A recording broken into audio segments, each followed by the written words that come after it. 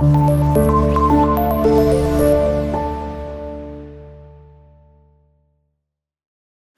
वालेकुम students, this is Mohammad Ahmad, your biology teacher. Students, हम chapter number 10 discuss कर रहे थे, रिप्रोडक्शन इन प्लांट्स। उसमें हमने फर्स्ट पार्ट क्लियर कर लिया था इसका, ए सेक्शुअल रिप्रोडक्शन, यानी कि एक टाइप को हमने डिस्कस कर लिया था। आज हम सेकेंड टाइप स्टार्ट करने जा रहे हैं कि हमारे पास सेक्शुअल रिप्रोडक्शन, ठीक है। फर्स्ट पॉइंट याद रखना है कि जब भी सेक्शुअल रिप्रोडक्शन की बात होगी ना, उसके दो स्टेप्स होते हैं। फर्स्ट होता है जी फॉर्मेशन ऑफ गैमेट्स, और सेकंड स्टेप होता है जी फ्यूजन ऑफ गैमेट्स। ठीक है जी।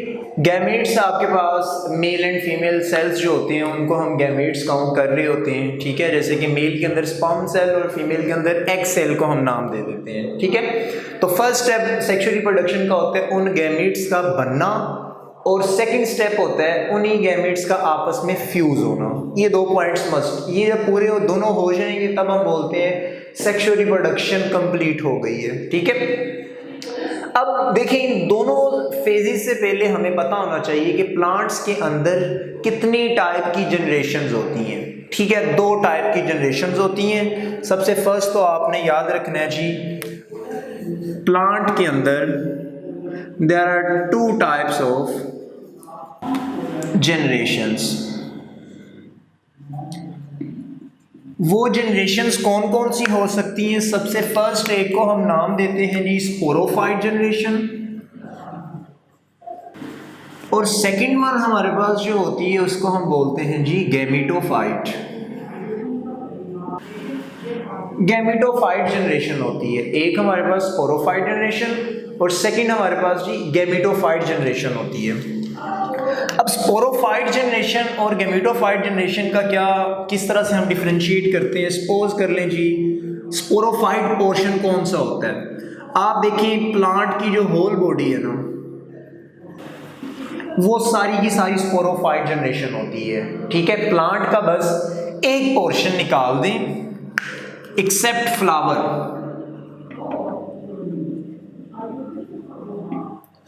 एक फ्लावर को निकाल दें, उसके अलावा आपको प्लांट का जितना भी पोर्शन दिखाई दे रहा है वो सारे का सारा हमारे पास स्पोरोफाइट जनरेशन में आता है, ठीक है। पूरा प्लांट आके सामने है, उसको देखा आपने, उसमें से जस्ट आपको जो उसमें फ्लावर को निकाल दें, बाकी जितना पोर्शन होगा उसको हम स्पोरोफाइट जनरेशन का नाम दे देते हैं, ठीक है जी। दूसरी बात, गैमेटोफाइट जनरेशन कहाँ पे होती है? जस्ट आप कहते हैं जी गैमेटोफाइट अकर इन फ्लावर। फ्लावर के अंदर जो उसका फ्लावर के दो पोर्शन होते हैं, दो पार्ट्स होते हैं जहां पर गैमेटोफाइट जनरेशन हो रही होती है। बाकी हर जगह पे हमारे पास जो है वो स्पोरोफाइट जनरेशन होती है। दूसरा फिर इस स्पोरोफाइट जनरेशन की बात ये होती है कि ये साइज में एक तो लार्जर है, देखिए प्लांट की पूरी बॉडी बड़ी है ना, लार्जर इन साइज है, और दूसरा ये इंडिपेंडेंट है जी, इंडिपेंडेंट टू गैमेटोफाइट जनरेशन। आप खुद हिसाब लगा लें कि जो प्लांट है, प्लांट की पूरी बॉडी को फ्लावर की ज़रूरत होती है। फ्लावर को अगर उतार भी दिया जाए तो प्लांट को कुछ होगा? प्लांट तो पूरे का पूरा वैसे का वैसे ही एग्जिस्ट कर रहा होता है। तो जो पूरी प्लांट की बॉडी होती है वो फ्लावर के ऊपर डिपेंड नहीं कर रही होती, लेकिन जो फ्लावर होता है, जो गैमेटोफाइट जनरेशन है, इट डिपेंड्स अपॉन, ये डिपेंड कर रही होती है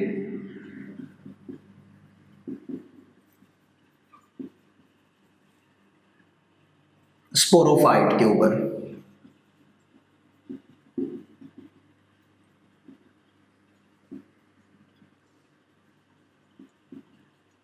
ठीक है। यानी कि ये जो गैमेटोफाइट है ये इसके ऊपर डिपेंड कर रही होती है। बड़ी सिंपल सी बात है, फ्लावर डिपेंड कर रहा होता है ना इसके ऊपर, पूरे प्लांट के ऊपर। फ्लावर को उतार दिया जाए तो प्लांट को कोई फर्क नहीं पड़ेगा, लेकिन अगर प्लांट को फ्लावर से अलग कर दिया जाए, फ्लावर खत्म हो जाएगा, उसके ऊपर उसका गुजारा नहीं, उसके बाद उससे उसकी डेथ हो जाती है। यानी कि जो गैमेटोफाइट जनरेशन है ये डिपेंडेंट है स्पोरोफाइट जनरेशन होती है इंडिपेंडेंट है, ठीक है। प्लांट की जो रिप्रोडक्शन होती है, सेक्सुअल रिप्रोडक्शन, इन दोनों जनरेशंस के होने से फिर कंप्लीट हो रही होती है, ठीक है। प्लांट की whole body except plant flower, उसको हम स्पोरोफाइट बोल देते हैं, और अगर फ्लावर की बात करें तो उसके अंदर गैमेटोफाइट जनरेशन हो रही होती है, ठीक है। स्पोरोफाइट मीन स्पोर फॉर्मेशन वाला, और गैमेटोफाइट मीन गैमेट्स की फॉर्मेशंस वहां पर हो रही होती है। चलें जी नेक्स्ट, इसके अलावा स्पोरोफाइट जनरेशन जितनी भी होगी वो सारी की सारी डिप्लॉइड होती है। डिप्लॉइड मैंने आपको जब हमने चैप्टर नंबर 4 पढ़ा था, क्रोमोसोम्स के हवाले से ये बात की जाती है। डिप्लॉइड का मतलब होता है 2n का मतलब उसके पास 2 सेट होते हैं क्रोमोसोम के, ठीक है। लेकिन जो गैमेटोफाइट होती है ये हैप्लॉइड होती है, और हैप्लॉइड का मैंने आपको बताया था, हैप्लॉइड आपके पास ये सिंगल n के साथ होती है, इसके पास नंबर ऑफ क्रोमोसोम्स हाफ होते हैं, ठीक है जी। ये इनका मैंने आपको डिफरेंस बता दी है। अब हम देखते हैं कि कैसे प्लांट स्पोरोफाइट से गैमेटोफाइट में जाता है, और फिर गैमेटोफाइट से स्पोरोफाइट में कैसे आता है। अच्छा, ये दोनों जनरेशंस जो होती हैं ना, इनके एक्सचेंज होने से, इनके अल्टरनेट होने को हम बोलते हैं अल्टरनेशन ऑफ जनरेशन। स्पोरोफाइट से गैमेटोफाइट, और फिर गैमेटोफाइट से दोबारा स्पोरोफाइट। इस पूरे प्रोसेस को जो हम नाम देते हैं उसको हम बोलते हैं जी अल्टरनेशन ऑफ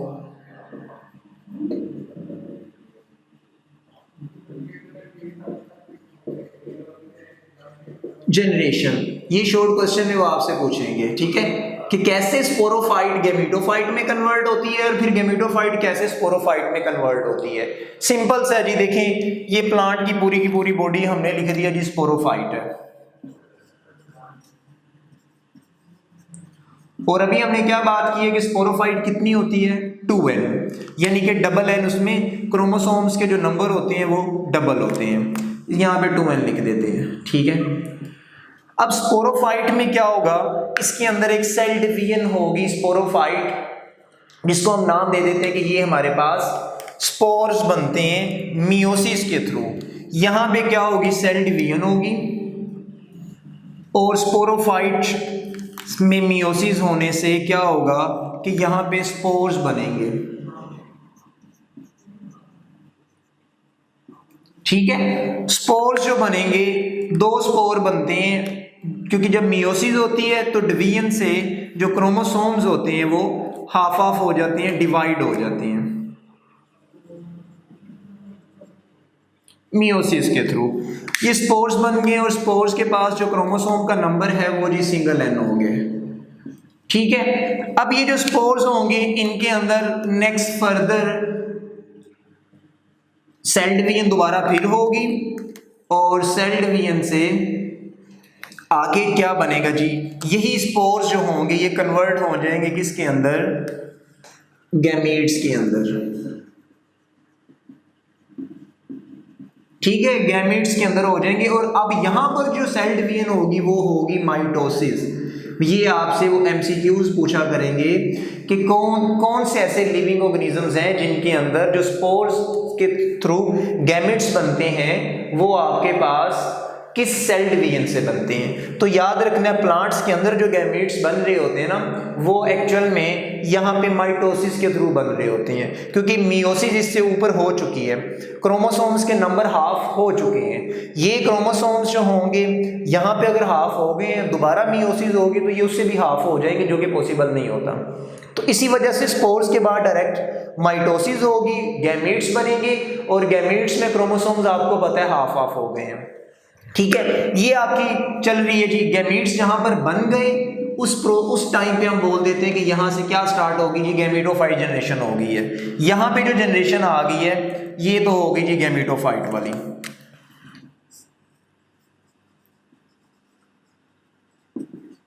स्पोरोफाइट से कौन सी जनरेशन बनी, गैमेटोफाइट, ठीक है। और अब गैमेटोफाइट से दोबारा फिर क्या बनेगी, स्पोरोफाइट। ये कैसे बनेगी, देखिए गैमेट्स 2 तरह के बनते हैं ना, एक गैमेट इधर और दूसरा गैमेट इधर, यानी कि यहाँ पे आपके पास बनेगा, अगर यहाँ पे बन जाते हैं गैमेट्स आपके पास, ये भी सिंगल n वाले हैं, याद रखना है, ठीक है। यहाँ पर आपके पास बन जाते हैं मेल गैमेट्स, हम लिख लेते हैं जी स्पर्म बनते हैं अगर, और दूसरी गैमेट जो दूसरी टाइप बनती है वो आपको पता है एग बनता है, ठीक है। अब दोनों में क्रोमोसोम्स नंबर क्या थे, सिंगल एन इधर है, सिंगल एन इधर है, ठीक है। अब ये क्या करेंगे, दोबारा आपस में जब कंबाइन करेंगे, ये आपके पास एक गैमेट ये और दूसरा गैमेट ये, ठीक है। अब ये जब आपस में कंबाइन करते हैं, कंबाइन होने से single N plus single N double N हो जाएगा, और यहाँ पे हमारे पास क्या बन जाता है, जायगोट बन जाता है, ठीक है। और वो आगे पूरे का पूरा नया प्लांट बना देता है, ठीक हो गया जी। अब देखो पूरे प्लांट से गैमेट्स बने हैं जिसको गैमेटोफाइट का नाम दिया है, और फिर इस गैमेट से क्या बना, इनके आपस में कंबाइन होने से दोबारा पूरा जायगोट बनता है, और उससे आगे सीड और फिर स्पोर बनते हैं, स्पोरोफाइट जनरेशन, पूरा प्लांट बन जाता है। अब आपने देखा कि स्पोरोफाइट से गैमेटोफाइट और फिर गैमेटोफाइट से स्पोरोफाइट, इसी तरह से ये साइकिल चलता रहता है। अब एक जनरेशन से दूसरी जनरेशन का बनना, फिर दूसरी से फर्स्ट का बन जाना, इसको हम नाम दे देते हैं कि जी it is called alternation of generation. इस प्रोसेस के थ्रू प्लांट के अंदर दोनों जनरेशंस चलती रहती हैं, ठीक है जी। और फिर आपको ये भी बता दिए कौन सी जनरेशन डिपेंडेंट होती है और कौन सी इंडिपेंडेंट होती है। तो ये इस तरह से शॉर्ट क्वेश्चन में आपसे अल्टरनेशन ऑफ जनरेशन का पूछा जाता है, तो आपने ये वाला साइकिल इसमें ड्रॉ करना होता है, ठीक है जी स्टूडेंट्स। यहाँ तक किसी का कोई क्वेश्चन है तो आप मुझे जरूर पूछिएगा जी। अल्लाह हाफिज़।